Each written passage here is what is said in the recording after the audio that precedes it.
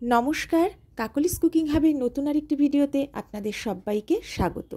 পেঁয়াজকলি শীতকালের একটা বিশেষ সবজি। আজ আমি পুঁটি মাছ দিয়ে পেঁয়াজকলির চচ্চড়ি রেসিপি আপনাদের সামনে শেয়ার করব।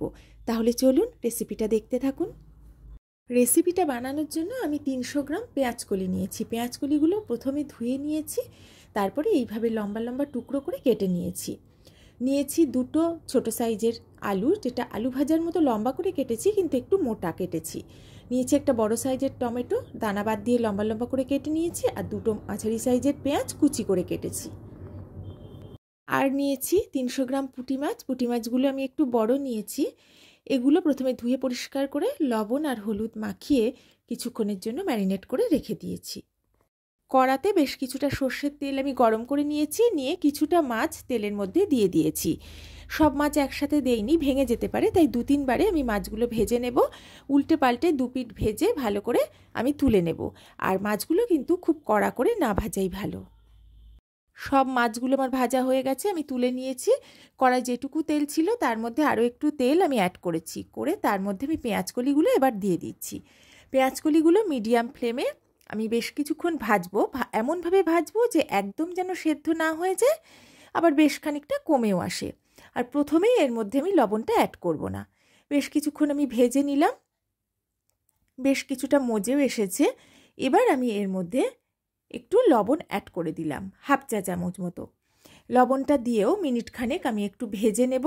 নিয়ে এগুলো আমি নামিয়ে নেব। পেঁয়াজকলিগুলো ভেজে তুলে নিয়েছি। এবার কড়াতে আবারও কিছুটা সর্ষের তেল অ্যাড করে দিয়েছি। আপনারা যেমন খাবেন তেমনই তেল অ্যাড করবেন। এবার দিয়ে তেলটা হালকা গরম করে আমি কালো জিরে আর 2টো কাঁচা লঙ্কা ফোড়ন দিয়ে দিলাম। ফোড়নটা 30 সেকেন্ড মতো আমি ভেজে নিয়েছি। কাঁচা লঙ্কা আর কালো জিরের খুব সুন্দর একটা গন্ধ বেরিয়েছে। এবার আমি এর মধ্যে পেঁয়াজ কুচি অ্যাড করে দিলাম।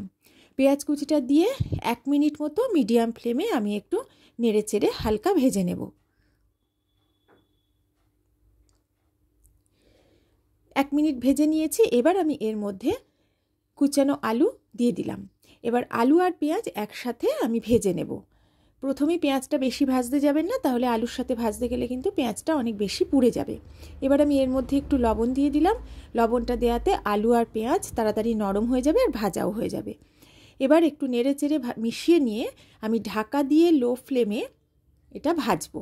মাঝে মাঝে একটু নেড়ে দেব। এদিকে আমি 2টো মশলা বানিয়ে নেব। নিয়েছি জিরে গুঁড়ো 1 চা চামচ, ধনিয়া গুঁড়ো 1 চা চামচ, কাশ্মীরি লঙ্কার গুঁড়ো 1 চা চামচ, হলুদ গুঁড়ো 1 চা চামচ। আর নিয়েছি 1 চা চামচের একটু বেশি আদা বাটা, 1 চা চামচের একটু বেশি রসুন বাটা। আমি গুঁড়ো মশলাগুলো প্রথমে জল দিয়ে একটু গুলে নেব। অল্প একটু জল এর মধ্যে অ্যাড করে দিলাম প্রথমে। এবার এটা আমি ভালো করে চামচ দিয়ে গুলে নেব। এখানে একটা ছোট্ট টিপস, যদি রান্নায় গুঁড়ো মশলা ব্যবহার করতে চান তাহলে রান্নার আধ ঘন্টা আগে গুঁড়ো মশলাগুলো জল দিয়ে গুলে রেখে দেবেন। তাহলে রান্নায় ব্যবহার করলে রান্নার গ্রেভিটা কিন্তু ভালোই হবে। আরও একটু জল আমার লেগেছে, জলটা আর একটু জল দিয়ে আমি এর মধ্যে ভালো করে মিশিয়ে রাখলাম। এদিকে আদা আর রসুন বাটাটাও অল্প জল দিয়ে আমি একটু মিশিয়ে নিচ্ছি। আলু আর পেঁয়াজটা আমার প্রায় ভাজা হয়ে গেছে। আমি ঢাকাটা তুলে দেখে নিলাম। আলুটা অল্প একটু নরমও হয়ে গেছে, পেঁয়াজটাও ভালোই মজে এসেছে। এবার এই আলু পেঁয়াজের মিশ্রণটা চারদিকে সরিয়ে মাঝখানে একটু জায়গা করে নিয়ে তার মধ্যে আদা রসুন বাটাটা আমি দিয়ে দিলাম।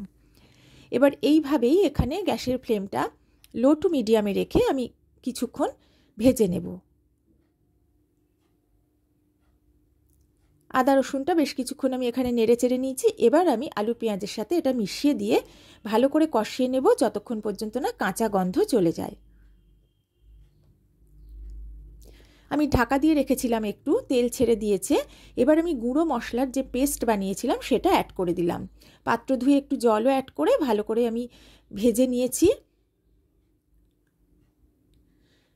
ভালো করে ভাজা হয়ে গেছে। এবার আমি এর মধ্যে অল্প একটু 1/2 চা চামচ মতো চিনি অ্যাড করে দিলাম। সেটাও এবার নেড়ে চেড়ে মিশিয়ে নিচ্ছি।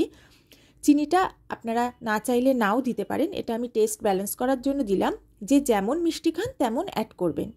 এবার আমি অ্যাড করে দিচ্ছি টমেটো কুচি। টমেটো কুচিটা আমি একটু পরে অ্যাড করলাম, কারণ এটা যাতে একদম গলে মিশে না যায়। এবার এটাকেও আমি একটু নেড়ে চেড়ে মিনিট খানেক মতো ভেজে নেব। টমেটোটা দেওয়ার পরে বেশ কিছুক্ষণ আমি ভেজে নিয়েছি, তেল ছেড়ে দিয়েছে। এবার আমি ভাজা পেঁয়াজকালি অ্যাড করে দিচ্ছি। পুরো পেঁয়াজকালিটা আমি কিন্তু এখানে অ্যাড করিনি, অল্প একটু তুলে রেখেছি, বাকিটুকু অ্যাড করে দিলাম। এবার পেঁয়াজকালি এবং বাকি মশলা সব একসাথে বেশ কিছুক্ষণ আমি সুন্দর করে ভেজে নেব। পেঁয়াজকলি দেওয়ার পর মিনিট 2-3 আমি খুব সুন্দর করে ভেজে নিয়েছি, তেলও ছেড়ে দিয়েছে, আমার ভালো মতো কষানো হয়ে গেছে। এবার আমি এর মধ্যে পরিমাণ মতো গরম জল অ্যাড করে দিলাম, আর আমি এতে দিচ্ছি কয়েকটা চেরা কাঁচা লঙ্কা। ঝাল আর লবণটা অবশ্যই আপনারা আপনাদের স্বাদ মতো দেবেন, আর জলটাও যে যেমন পরিমাণ এতে ঝোল রাখতে চান তেমনই দেবেন। আমি খুব বেশি ঝোল এতে রাখবো না। এবার ভালো করে মিশিয়ে নিয়ে আমি প্রথমে হাই ফ্লেমে একটু ফুটতে দেব। তারপর যখন ভালো করে ফুটে উঠবে তখন গ্যাসের ফ্লেমটা লো করে দিয়ে ঢাকা দিয়ে কিছুক্ষণ আমি রান্না করে নেব। 5 থেকে 7 মিনিট আমি ঢাকা দিয়ে লো ফ্লেমে রান্না করে নিয়েছি। পেঁয়াজকলি আলু সব সেদ্ধ হয়ে গেছে, ঝোলটাও অনেক কমে এসেছে। এবার আমি এর মধ্যে ভাজা মাছগুলো অ্যাড করে দিয়েছি। মাছগুলো দেওয়ার পরে খুব হালকা হাতে সাবধানে একটু ঝোলের সাথে মিশিয়ে দিতে হবে। আর যেহেতু পুঁটি মাছ বেশ নরম মাছ, তাই এগুলো দেওয়ার পরে কিন্তু খুব বেশি নাড়াচাড়া করার কোনো দরকার নেই, তাহলে মাছগুলো ভেঙে গেলে, কাঁটাটা রান্নার মধ্যে মিশে গেলে খেতে কিন্তু খুব অসুবিধা হবে। এবার আবারও আমি ঢাকা দিয়ে কিছুক্ষণ রেখে দিয়েছিলাম, বেশ মাছগুলো মজে এসেছে ঝোলের মধ্যে। এবার আমি যে পেঁয়াজকলি ভাজা তুলে রেখেছিলাম সেগুলো ওপর থেকে ছড়িয়ে দিলাম। এগুলো দেওয়ার পরে আমি হালকা হাতে একটু ঝোলের সাথে এগুলো মিশিয়ে দেব। আমি শেষে এগুলো অ্যাড করি কারণ কিছুক্ষণ একটু ঢাকা দিয়ে রান্না করার পরে এর গন্ধটা ঝোলের সাথে রান্নার সাথে মিশে যায়, আর খেতেও ভালো লাগে, গন্ধটাও কিন্তু খুব সুন্দর বেরোয়। এবার আমি ঢাকা দিয়ে আবার একটু কিছুক্ষণ রেখে দেব লো ফ্লেমে। 2 মিনিট মতো আমি লো ফ্লেমে ঢাকা দিয়ে রান্না করে নিয়েছি। ঢাকাটা তুলে নিয়েছি, আমার রান্নাটা একদম কমপ্লিট, ঝোলটাও এখন ঠিকঠাক আছে। এবার আমি গ্যাসের ফ্লেমটা অফ করে দেব। পুঁটি মাছ দিয়ে পেঁয়াজকলির একটা সুস্বাদু রেসিপি আমি রেডি করে ফেলেছি।